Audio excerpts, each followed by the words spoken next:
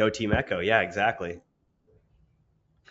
Awesome. Well, now is about as good a time as any for us to get started. That's great. So let's get going. So thank you all for taking the time to join today's conversation.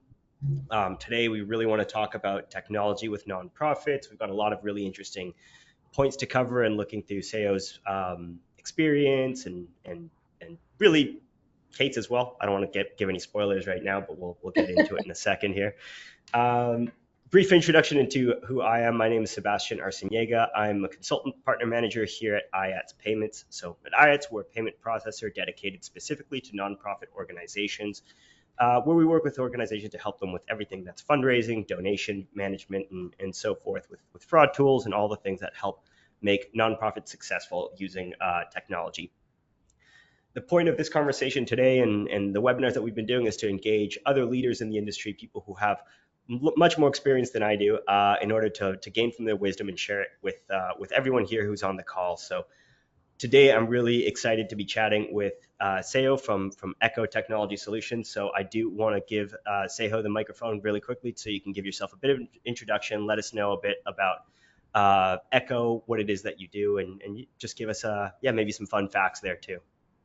Okay, so the first fun fact, I'm dialing in from Sarajevo, so I want to say good morning, good evening, and good afternoon, depending on where you are on a time zone scale. So, a quick introduction. I have been involved with technology, for businesses and organizations since 93, 94. In 2002, I started Echo Technology Solutions, which was IT services provider for small and medium businesses. In 2014, we started getting deeply involved with the nonprofit world. And at this moment, we are providing primarily Salesforce implementation managed services for um, small and medium-sized nonprofit organizations. That is about 70% of our business, and then about 30% of our business is still with commercial for-profit organizations doing exactly the same thing. We love this combo of for-profit, nonprofit, because it's really, there are things that you learn on one side of the world and then apply it to the other one, and vice versa.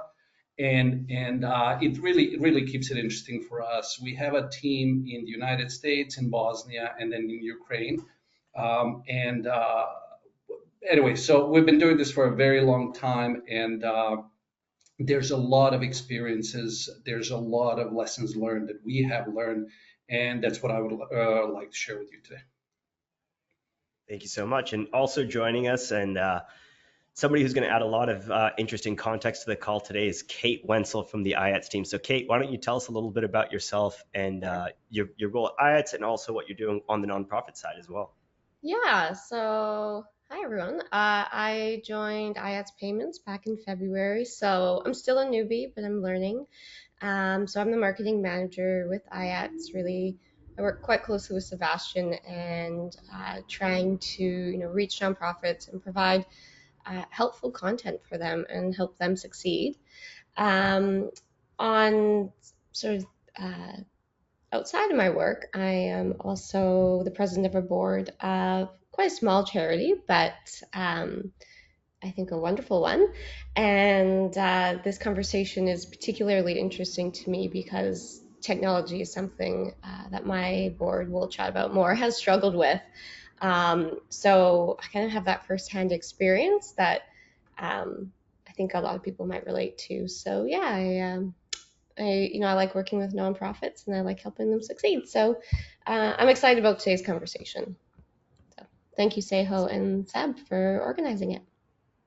Thank you. Awesome. Well, with that said, let's get right into it. So, as the headline of this conversation reads, is we're talking about the a technology reboot for nonprofits. So, what we mean by that, and what we're hoping to begin with, is to start thinking about what is it or how is it that currently nonprofit leaders are thinking about technology, and what do we need to change in that way of thinking in order to help people be a bit more successful? Because um, as we'll kind of get into here in a minute, there's a lot of common things that we'll see, and there's a reason why organizations like Echo exist to help people align the way that they're thinking about technology, because it's complicated, it's difficult, it's not easy place to get started, and there's a lot of easy pitfalls to kind of accomplish along the way. So sort of my first question, and Sejo, I want to hear from your experience, just mentioning that you've been doing this for so long. What are some of those most common things that you're seeing, and what are sort of the most consistent trends and issues that you're seeing with nonprofit leaders in the way that they're thinking about technology? What is it that people miss? What is it that people are currently, an entrenched way of thinking that you think is sort of putting people in the wrong direction? So just want to start super broad and kind of hear a little bit from those top level experiences that you've had. Yeah, in my experience, one of probably the biggest issues there is that very, very large question of even either understanding or accepting what technology can and should do for any nonprofit organization or any organization for that matter. When we started working with nonprofits 2014, we had an ungodly amount of experience already working with for-profit organizations, and those realized probably 10 years earlier that a path to success, to more revenues, better profits, better productivity, efficiency, all of that, it does lead not primarily, but significantly through technology. And that understanding is still not very, very well set or alive in the nonprofit world. There's always the first question that comes up is, hey, we just don't have enough money and technology is expensive.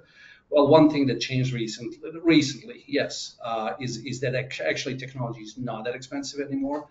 But the understanding that the path to progress, to larger impact, to everything actually does primarily through technology, or that is the best and the most efficient way to do it. So the first problem is really understanding that digital transformation, IT, is actually really good and critical and fundamental for sustainable growth and huge impact of nonprofit organizations. Mm-hmm. And I think one thing that you said there that I think is interesting overall too is when people say that technology is expensive when it doesn't work correctly. I think that's a huge point as well that I think a lot of people have. I mean, if you look at just the statistics on digital transformation projects, I think it's something like about 70% of them are said to fail by either going over scope, schedule, or budget. So people, I guess, do have that impression in their head that when they're going to take on a technology project, it's likely going to be a bigger expense than it's going to help people solve. So there's that fear, I think, that exists within organizations. So how do you sort of navigate that fear and have those sort of early conversations to let people know that it doesn't have to just be expensive in that context? You know what? That's incredibly strong point that you made there. That it's even more expensive when it doesn't work. We just a few months ago ran into an organization that we helped implement Salesforce in this case in 2017. We finished the project. They decided to run it on their own. We just got in touch with them. They're running into huge problems, and now they're realizing that pretty much about $1 million they invested in technology, Salesforce primarily, since then went to waste because they did not know how to maintain it, and now they're thinking of replacing, which is just wasted $1 million. So one of the big things there, that there's still this idea that IT is a thing that you set up once and then that's it, you're done. Get a grant for whatever amount of money, let's implement the tool, whatever it is, and then we're done. Mm-hmm. And we're really working pretty hard with all of our clients and potential clients that to understand that technology, there was a paradigm built that, it's building call it a system, say a CRM system or anything in the IT is like building a house. You build it once, then you're good. We're really shifting to the paradigm. Software is the different thing. And what we try to explain to all of our clients is that it's more like a garden, it's more like a field on which you grow corn. There's every day something you have to do, and that's one of the best ways. If you understand that, that's one of the best ways how to save money. So you spend a little bit every day and every week and every month, rather than one big line item and then just forget about it. Yeah. So why do you think, in general, that is typically a difficult idea for a lot of people, specifically in nonprofits, to swallow? Do you think it's a lack of resources and it seems like up face value a larger time and effort investment than it's worth without knowing what the potential upside could be, or and this is just an attempt to get a little bit more specific into the nonprofit space and see what is the current situation and why is it that those conversations can be very, very difficult to have. Well, really on a very high level, and this is Hmm. this is across the board for everybody. Software is a different thing. It doesn't conform to the physical world, Yeah. and that's still pretty hard for a lot of people to understand. And software is, the beauty of that is you can do whatever you want with it. It doesn't fall into the gravity. None of these kind of physical things fall into that. But primarily, this is the biggest reason that I see, or the biggest cause for this in the nonprofit world, is the lack of experience, lack of understanding of technology. And for the last few years, I have been continuously talking to a number of people and organizations. There is a lack of strategy. There's a lack of people who are capable of building a technology strategy for a nonprofit organizations. In the for-profit world, that's a role of a CIO, Chief Information Officer. Those are very expensive resources, which, in all honesty, most of the nonprofit organizations cannot afford, and most of them do not need a full-time, full-fledged CIO. And there's a huge lack of organizations, consultants that are focusing on technology strategy for the nonprofit world. That's, I think, one of the primary reasons. Hmm. Really interesting. So I want to pivot this because these are all kind of, we've hit on a few big pillars and big issues that a lot of nonprofit organizations face. And Kate, I'm curious if you could tell us a bit about your experience being a president of a board for a nonprofit. If you could tell us a little bit about, what that charity sort of does and how these sort of topics resonate with maybe your experience there. And yeah, I'd be curious to hear whether or not Yeah. you're nodding along, being like, yes, that's us, or if there's some other kind of perspective as well that you can offer. Definitely nodding along, being like, that's us. So it's extremely topical for the organization that I work with right now, because we're going through this technological transformation. It's not a major one. We're not implementing some huge software, but what we're trying to do is, take an organization that's very grassroots. It's been around a long time, but the focus was really on running the programming that we do and getting sort of fundraising and grants. And that was just kind of the way it existed. The website's quite outdated. We didn't have emails set up under the charity name. It was just everyone using kind of their own Gmail. And, it worked for the time that it needed to. And there were a lot of people doing a lot of hard work to keep the organization going. But what's happened is board members have changed. The people that were really involved, had to step away. And so then we're left with a new board and a bit of a lack of this brand image and a bit of a lack of a really clear technology. We were using a free Dropbox account, for example. Hmm. And so then we kept running into, you're running out of storage space. And then some people had an account, some people didn't. People didn't know where to put files. So even stuff like that, it seems small. Okay, well, it's just file storage. No, it was actually affecting our efficiency because then we would have board meetings and say, oh, I couldn't log in or I couldn't find this file. So one of the things we did was like, okay, let's make everything consistent. Let's move to Microsoft. Let's move to Outlook. Let's have an email that's branded and clear for each of us so that people know who they're reaching, because we even had email addresses where like, well, which one's administrative and which one's the society account? What do these exist? Who's monitoring them?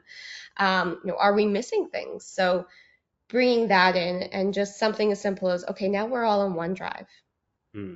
We know, and let's not attach attachments.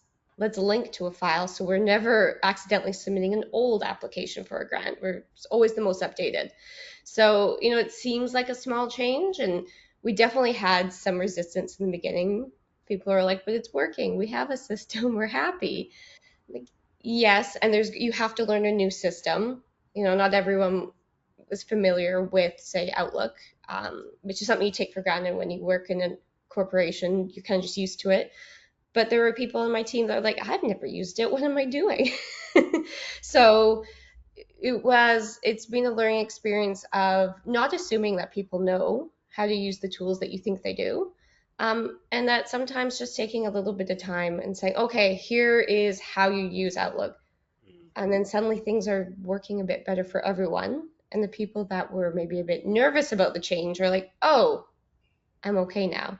So I think I covered a few things in there, but it's really about change management and making Mm-hmm. sure the knowledge is there for everyone and that you have a good reason for the change. And I think Seho, you mentioned this, somebody needs to be keeping up with things, right? And that was where we were at, is nobody was looking at the technology because it was just like, well, where's the fundraising coming from? But it's like, but with better technology, we have more time for fundraising. So yeah. I think that's a great. I mean, that really reemphasizes Sejo's point about like people thinking that technology is expensive there as well. Because if you look at in this example, a Dropbox license costs however much money, but when you aren't paying for that small amount and configuring it in the right way, your team is swimming upstream, like you're fighting a Yeah. current rather than being able to do things in a way. And I mean, I understand that for a lot of people, it's hard to quantify what that value in time saving or anything like that is overall. But I guess it's about making sure you can tell the right story internally so that people realize why this matters and why this makes a difference. Um, And say yeah, how, and yeah, I, go I, ahead. one thing there that really rings the bell is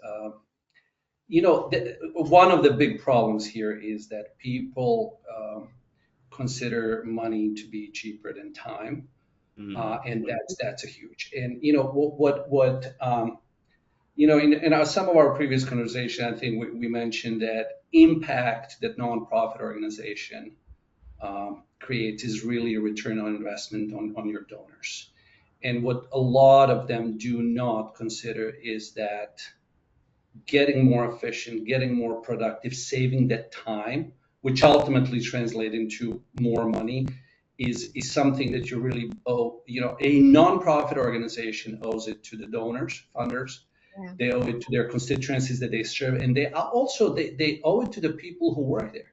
Because majority of the people working in nonprofit organizations do that not because they're in to make money, because they're passionate about the mission. And if you're wasting their time and energy on manual work, you really I honestly find it quite, almost dishonest. It's a strong word, I know, but that is something that we always go back to when we talk about technology and technology strategy. First, you go to why, and mm. then what, and then how. And then why can be as simple as we owe it to our constituencies, donors, our employees to do things the right way and in the best possible way, which ultimately will generate higher impact. I like how you phrase it that way because when you once you start getting into the why component as well, it's almost like technology needs to be part of the culture of an organization. And I mean, that's something that's such a, I mean, I'm always fascinated by those types of conversations and I find it super interesting. But it's one of those things that if it's not coming from the top level of the organization down and you're not having that culture of technology, it becomes so much harder to be able to adopt or be able to sustain something like that. I mean, Seho, you also mentioned there's the maintenance component of it as well. You can't just set it up and it's going to run forever because organizations are going to change too. You're going to change the way that you do things over time and everything. So having that culture of technology in place is super important. So I mean, I'm sure quite a few people are just like Kate nodding along saying like, yes, yes, we experienced this as well. Yes, yes, we need, Yep. this is why we joined. Give us the answer. Say, I'm curious as well, given all these things that we've talked about, and I mean, this is really just scratching the surface of what it all looks like. But how do you break this cycle? Like, let's just kind of dive right into there. Like, what are some of the things that you can see that, are really going to make an impact in moving the needle towards that direction that we're talking about? Just a quick, super quick step back is, Yeah, please. speaking about this, culture. There are organizations that don't even see or consider technology as a part of anything important within their organizations. I don't think there's much you can do there.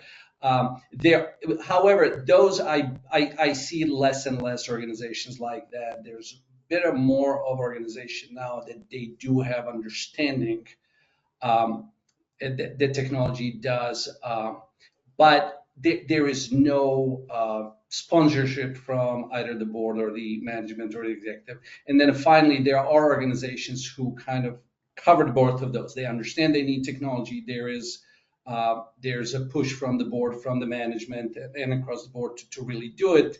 And that's where we run into the next problem, which is the most common one. Yes, we understand what we want to do, or we want to do it, but we really don't know how. And that's really where I will go back to that. If you really want to do something, you gotta first work on your strategy. You need to understand back to why do you want to do it. Then, if you understand why, then what do you want to do with technology? And then finally comes to how. So those are three the most important parts of that. Where we work pretty closely with most of our clients is really on that how and what and how. There's not much that we we are engineers, we're technologists, but there's not that much we can do in terms of we can help the board, we can help drive. We actually in a lot of different cases we do a lot of pro bono work, which is really help nonprofit organizations build it or initial strategy. Then we go into the execution and so those are we can go much more into details, but I'll let Kate maybe jump in. Oh, I jumping in. I love it. I mean, yeah, you really hit the nail on the head in terms of you have to have the buy-in and you have to have a strategy, both before and after technology is brought in. I have a tendency to work on technology, even though I'm in marketing. I tend to lean towards working on the CRMs and that kind of thing. I'm just drawn to them for some reason. And so I've seen it even in for-profit organizations where there's this big tool that's brought in, it's meant to help efficiency, but there isn't a clear plan around it and consistency. And so you kind of need someone or someones that are going to be there to keep things going and running, whether or not you're a nonprofit or a for-profit. And it needs to be clear, and there needs to be a strategy around it. This is how often we're reviewing our process. Is it still working? Do we know who's in charge? Because sometimes things just fall off, and then someone leaves the organization, and you don't know who's managing it anymore. Yeah, I think maybe I can jump in with a few maybe Yeah. one good and one bad example. I just one of our favorite success stories is an organization called Coaching Corps. We helped them implement Salesforce. I believe 2015, 2016. And at the time, so this is the organization that matches volunteer coaches and the teams from local communities, from local schools. And before they decided to start using technology, it was all paper process and manual process. So it took them about 8.5 hours to match one coach with one team. Wow. Fast forward, I think it took us about 9 months to go through the whole process with them. We cut that process into, I believe, 17.5 or 18 minutes of actual human work from 8.5 hours. This is one beautiful story where it's obvious, 10 times, 20 times, I don't even know how much. So suddenly the organization, their impact improved rapidly. You can understand what happened there. The other story is, of course, I'm not going to mention names here, is a large nonprofit organization that went through, decided they had a huge funding from the board, decided to go with, in this case, it was Salesforce Nonprofit SuccessFactors. and to really apply to their fundraising. Uh, they had the money, they had a strategy, they had the drive, push from the board. What they didn't do, and this, Kate, what you mentioned, they didn't have the change management idea behind it. Everybody who worked at the time in the development department thought that, with this technology, they're going to lose their jobs. So what did they do? They literally sabotaged the entire project from, from the inside. 9 months later, they went live, everything failed back. Then they went back to the old system. And then 3 years later, when everything changed, they went back again. By that time, everybody lost interest and faith in technologies. As you can imagine, that was quite a disaster. So there's a lot of little pieces that have to play in to make it success, but it's critical and it's really worth it. Wow. Okay. Yeah, that sounds like a very frustrating, probably amount of time being at. I mean, these are two really, large contrasts, but I think it shows how much of a benefit you can have, and that there's a lot of little things that you have to line up when dealing with large technology projects. And I think what's interesting about that example too is it goes to show that the answer to the problem is rarely the technology itself, like whatever the logo is on the technology. It doesn't necessarily, that's, the solution is never to pick this tool because this tool says they're the best at XYZ. It's more about what is the need that we currently have and who has the ability to service that one, or how can we work with a partner that's going to help us walk through the different steps of what it is that we need, because again, these things are complicated, they're difficult. You can't always know what you can't know what you don't know. You don't know what you don't know. That's what I'm trying to say. So working with people who have that experience is always super helpful. So I think that sort of makes me want to pivot a little bit also into a bit more specific into Echo's processes and your experience as well. Like, let's look into what an engagement with a client looks like. So when an organization comes to you with some of these issues, what are some of the step-by-steps or typically how you like to survey those different conversations to make sure that you can create a plan that not just works for solving a certain problem today, but creates a foundation that they can build on in the future as well? We would generally start with this overall assessment and building the roadmap, technology roadmap, which we call it, which we actually build for the following 3 years. I don't know why we picked 3 years, but that sounds like a reasonable amount of time that, you can plan something around there. Most organizations do understand what their path forward looks for the following 3 years.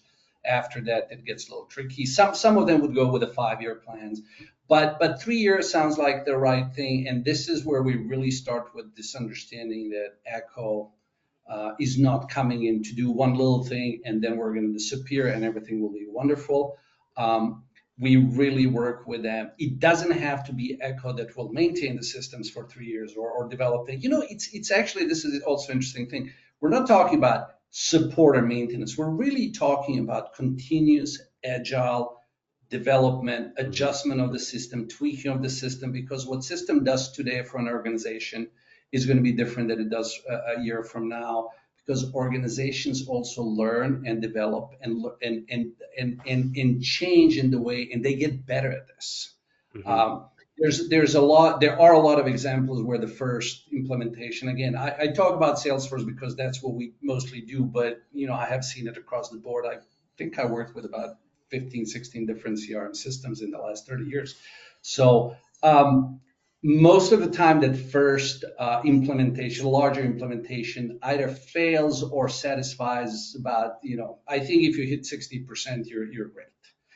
It's not about the system. Technology can do whatever you want technology to do. That's really the easy part. The hard part is, what do you want technology to do for you? How do you do it? How do you get your people together? But let's just say you went within, you hit like 60% mark. You got to the certain point. We've seen this in the past. There's a little bit of a miracle that happens about 9 months into using a system where people finally starts getting, the entire organization gets comfortable with it and starts understanding what it can do for them first in their jobs and then for the organization. And after about 9 months, you start getting people coming back to us and say, hey, can we do this? And how about this? Oh, I've seen it. And I talked to a friend of mine. That's when a little magic starts happening. And that's when most of our clients, organizations that we worked with, hit that beautiful spot where they're running in sync with technology, and they're running in sync with us as their service provider. That's when you start very quickly seeing the rapid improvement and huge impact on your impact, if that's the right word. So we really tend to do it that way. Plan it for 3 years, start today, and every week, every day, every week, every month, you work on something, you tweak, you support, you learn. We learn together with our clients. They learn. We train them a lot, and they train us a lot. One very important thing is that the thing that we do is that we are technologists, we are engineers, and we're really good at what we do. And we do not try to put our business analysts into the process. We believe that our clients know and understand their business process better than anybody else, and nobody can figure it out better than they do. So we really build one team, clients and us. We build one team, and we work together on a daily basis. They know what they want. They know how they want it. We know how to do it. And that's where we build pretty good and beautiful synergies with our clients. And that's, again, when that synchronicity starts happening, where we see really a bit of a miracle and happening for our clients and for what they can do for their constituencies. Really, really interesting. And I think there's one thing in there, in that moment when people start getting excited about it as well, that it's a great moment, but I think it's also an important place to include discipline in technology as well, because I think at that point it's really easy to stray away from your strategy that you laid out, because you start realizing all these fancy features that you can have, and you start adding things just because they look nice. So I think that's a big part of the change management. How do you sort of include that in the conversations as well? Because I mean, I've both done it myself and made that mistake, as well as had to fix systems that have had that mistake in them, when you're like, oh, look at all these fields we can add now, and look at all these things that we can do, and then you end up with an unusable system. I'm sure that's a common conversation. Yeah, it's one of the first things I would tell our clients if they're talking about Salesforce. I tell them the most beautiful thing with Salesforce, for example, is that there's nothing you can't do with Salesforce. Yeah. And the most dangerous things about it is that there's nothing you can do with it.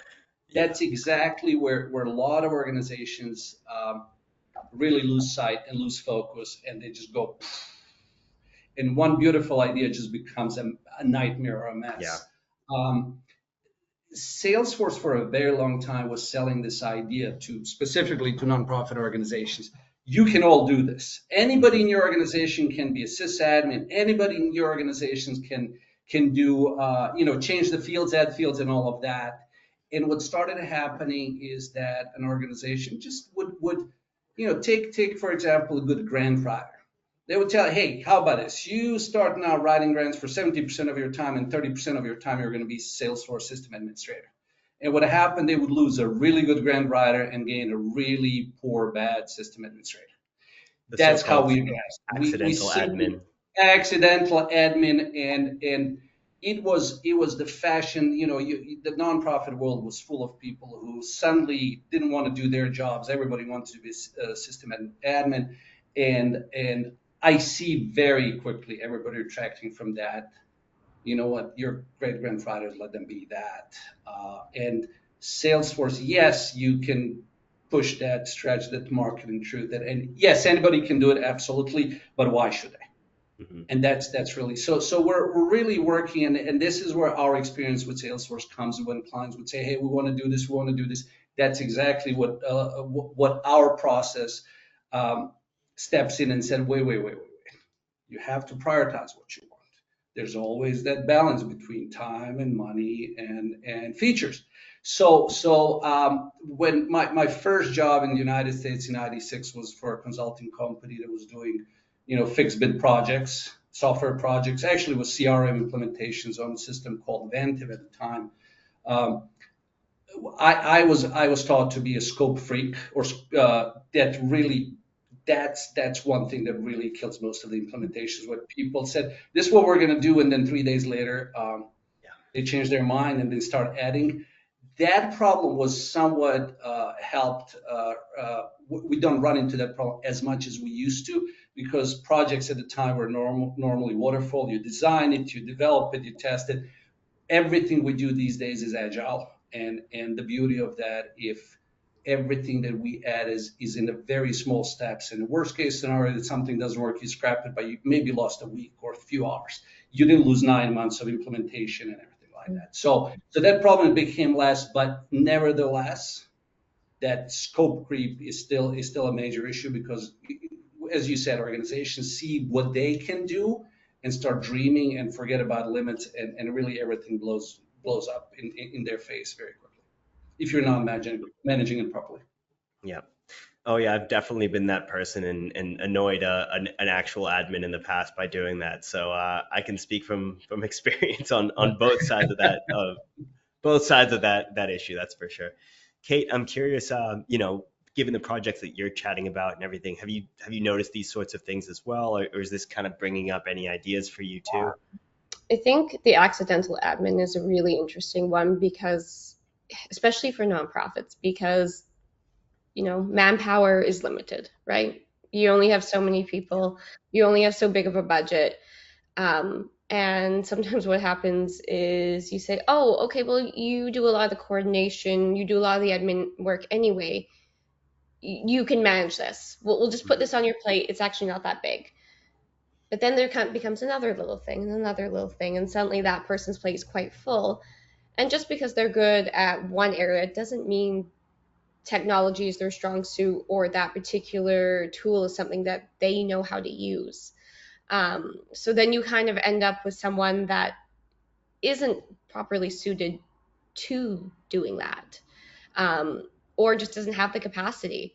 So you need to, and that's something like we have found ourselves, like we're on the board that I'm on, we're like, what do? We don't have a lot of manpower, but this is important. So, and where should that responsibility lie? And thinking about it critically, because there's a bit of a, you're trying to just get things done. Okay, this person, but that person might not be the right one.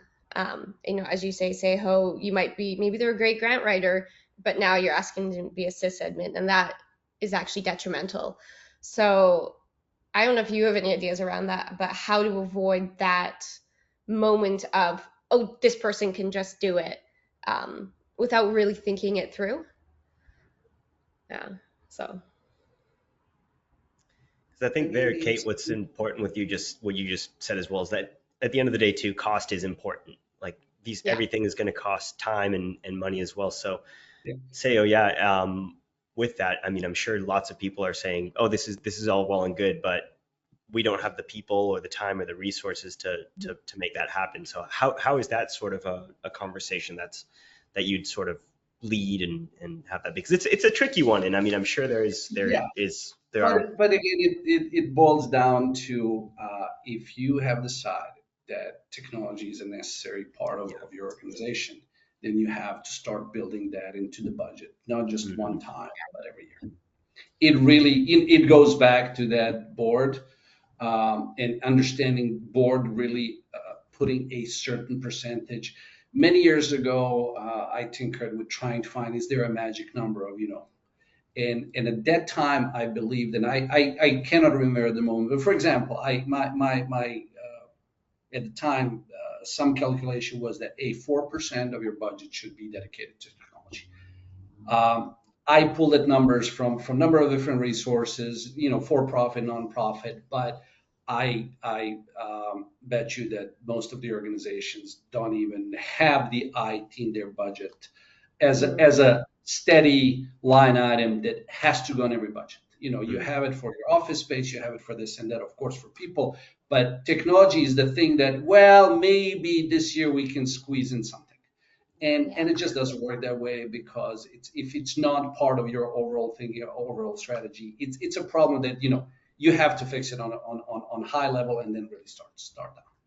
Once you have the money, you have the budget, then it's really managing it, finding the right resources, that there's a lot that goes into that. That's one thing that we do help our clients with. Okay, you're going through the budget process. Let's talk about it. Where do you need to spend money? How do you want it? What needs to happen? How does it need to happen? And again, having a 3-year plan ahead of you really helps. Not everything will be on year 1, year 2, year 3, but it is something that just most of the organizations still don't have built into their DNA, and that's something we're working pretty hard to get it done. Very interesting.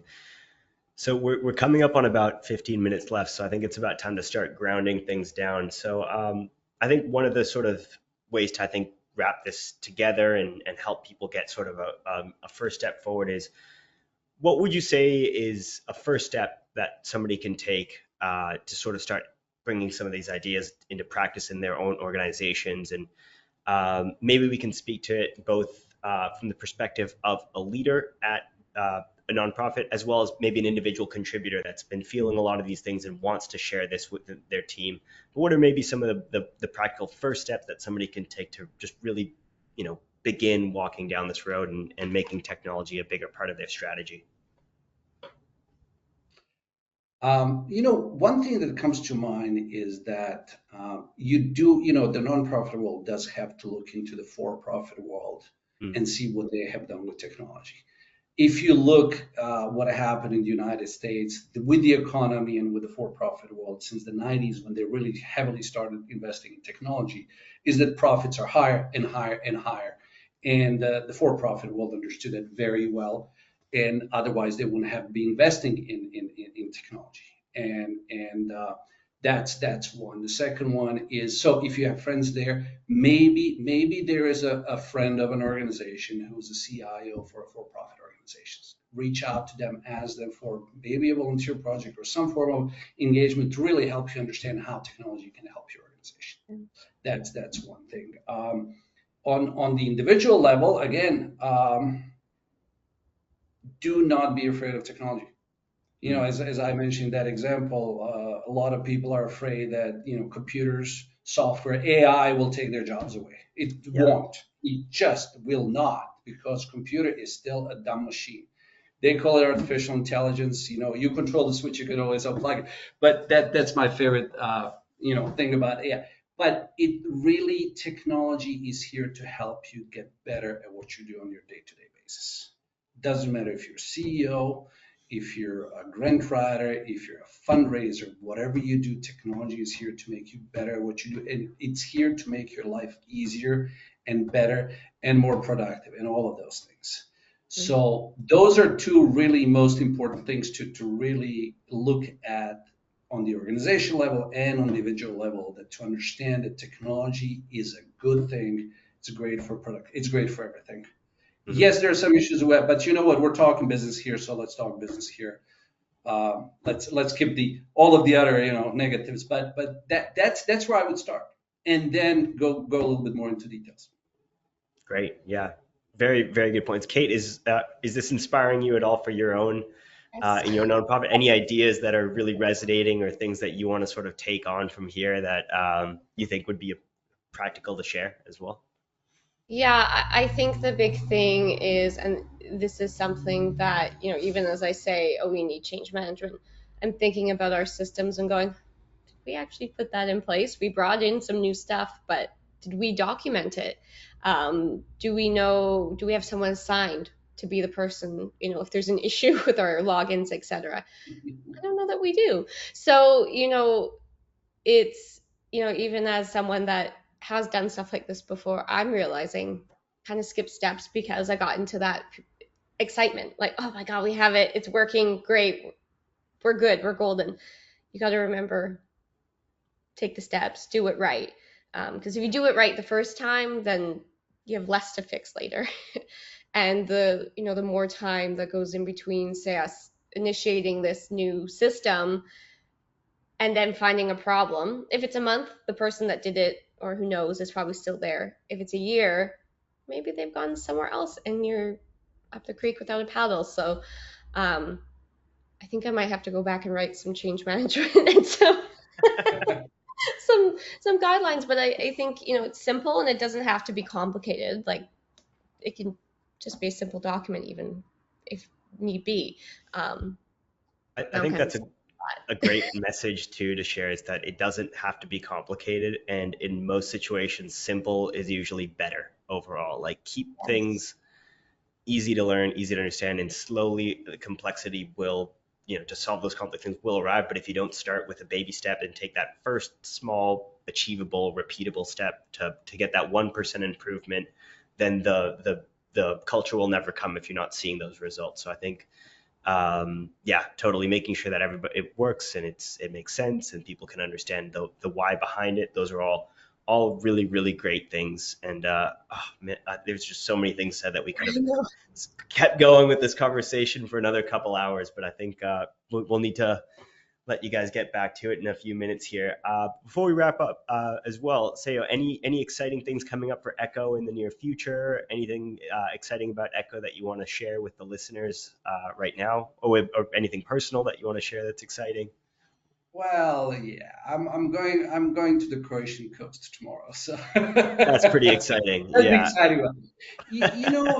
It's I mean, if I can put my sales hat on for a minute, is about 2 years ago we developed this service offering which we call Echo Salesforce Complete, and it was really built for nonprofit organizations, and it was built primarily out of our own frustration and frustration of our clients with the traditional model of technology, IT support, technology support, that was heavily based on, bill by the hour, very high hourly rates, billable rates, and we have this service offering that is really built for nonprofit organizations, built for nonprofit budgets.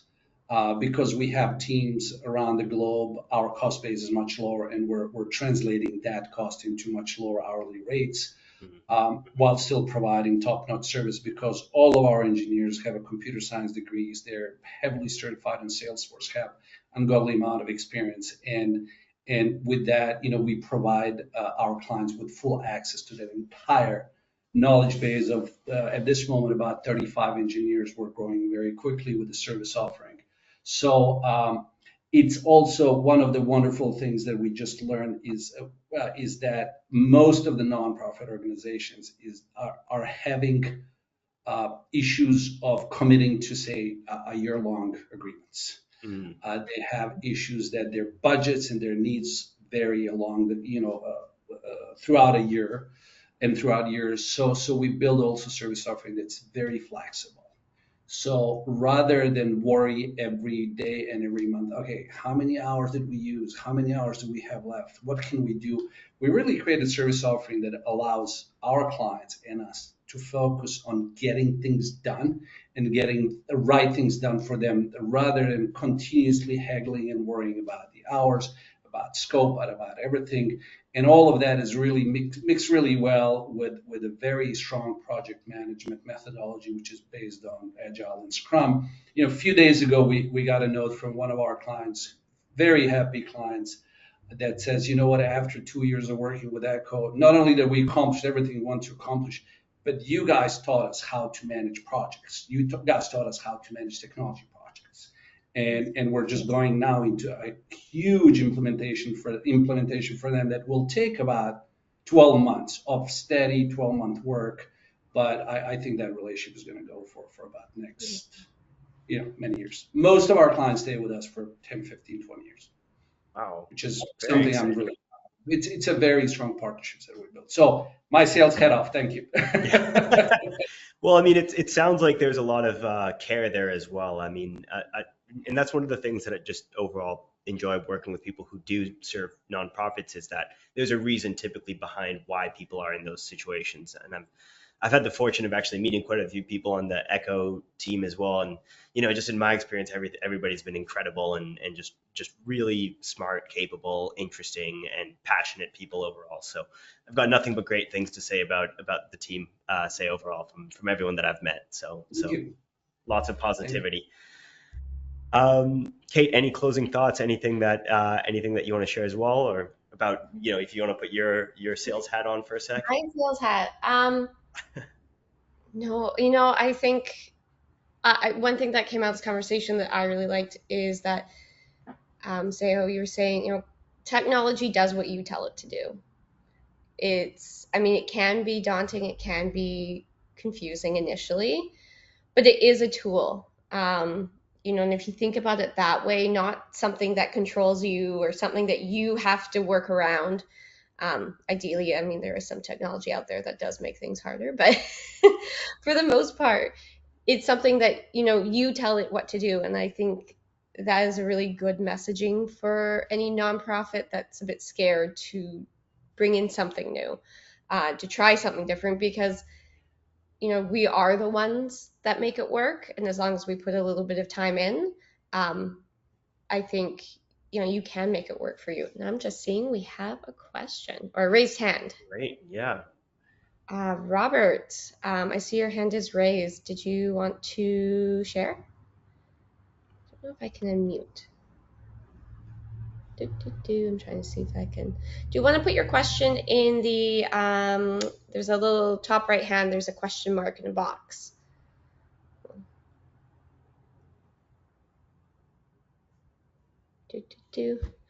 So this Is is technology working for us here? Right? I see someone's hand raised. No, I want Yeah, I saw Robert. that a second ago, but Let me see. I'll just pop a question in there just so you can see. yeah. If anyone has any questions, and if anybody also, will make sure to share. Well, first of all, I know we've only got a few minutes left, and some people might need to drop, but I do want to thank everybody who was here, who attended and listened. Of course, if you have any questions, please ask them in the chat or follow up with any of us. We'll share our contact information and everything, so that if you have any questions about anything we talked about, you're more than welcome to reach out. As I mentioned, we'll send out a full recording as well. So yes, Robert, perfect. Just where I was going to go. So we'll share a full recording of everything that we talked about today, as well as all, some of the links to Echo and some of the things that we talked about there as well. So you'll be able to see all that in its entirety. So we'll also be sending a very brief survey. So if you could take the time to fill that out, it's, I think, just one question. That's super helpful for us and helps make sure that we're doing the things that are keeping the conversations relevant for our audience and making it interesting and helpful. So really appreciate everybody taking the time to listen. Sejo, Kate, really appreciate both of you here as well. Thank you. I think I saw.